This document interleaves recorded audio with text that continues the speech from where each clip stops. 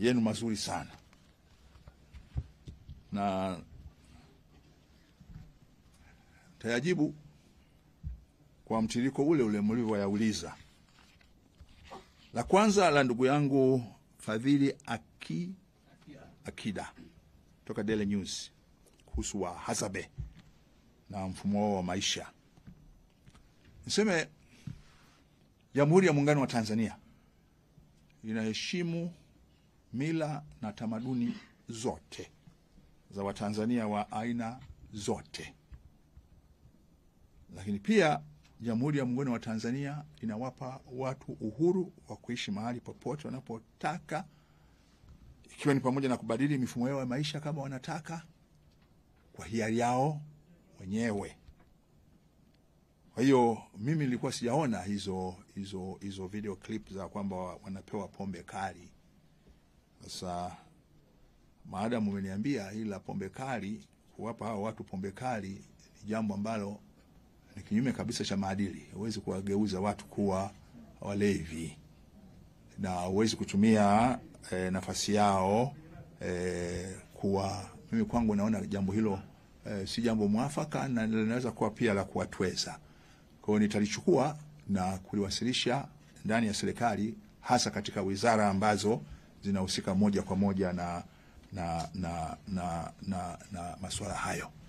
Lakini Wahadzabe katika yale makundi 6 ya lugha niliyosema, sasa wataalamu wa lugha wanasema Kihaza ni moja ya lugha kongwe sana duniani ambayo bado inatumika. Kwa hiyo moja ya maeneo ambayo wizara tunataka kuyafanyia kazi sasa ni kuona namna gani tuweze kuhifadhi na kuitunza hiyo lugha ya Kihaza inayozungumzwa na Wahadzabe, ambao ni moja ya lugha za zamani sana. Mara ya zamani walikuwa wanaichanganya na lugha na kundi la Wakhoisan ambao ndio hawa Wasandawe na wale walioko Botswana na Afrika ya Kusini, lakini sasa imeonekana ni kundi. Lakini pia wizara yetu katika kuangalia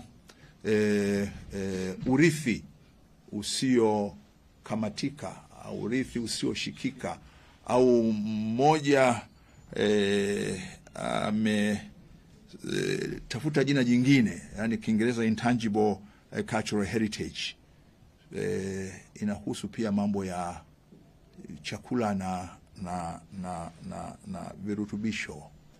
Na Wahadzabe wana maarifa ya asili, indigenous knowledge, kuhusu aina ya vyakula, aina ya matunda na aina ya miti, sasa ambayo pia ni tiba. Kwa hiyo ni eneo moja ambalo hatuna budi kulifanyia utafiti ili kupata haya maarifa ya asili ambayo wenzetu Wahadzabe bado wameyatunza, ambayo baadaye yanaweza kuja kuwa na faida kubwa sana. Tanzania na nchi nyingine za Kiafrika tumepoteza hiki kitu tunakiita genetic resources, ambazo watu wengi hawafahamu kwamba zina pesa nyingi sana. Wanakuja wenzetu kutoka nje, wanazichukua, wakizichukua wanakwenda wanatengeneza dawa, alafu baadaye sisi tunanunua.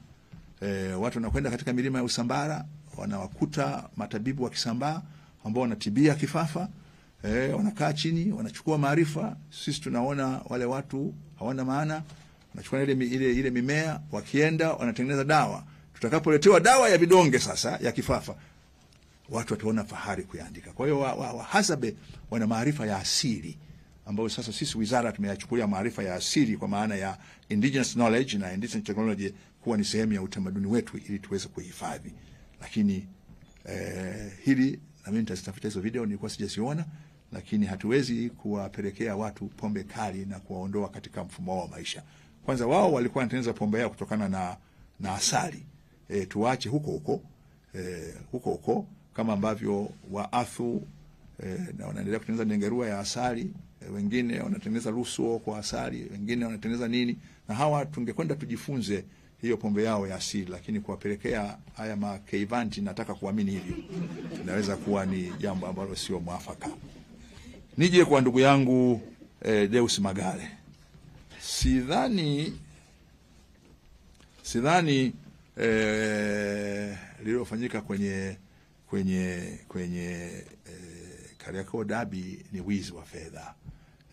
Hapana. mashindano huahirishwa, na akiahirishwa walioyaandaa lazima waweke taratibu ama za kuwarudishia watu, mara nyingi kuwarudishia fedha watu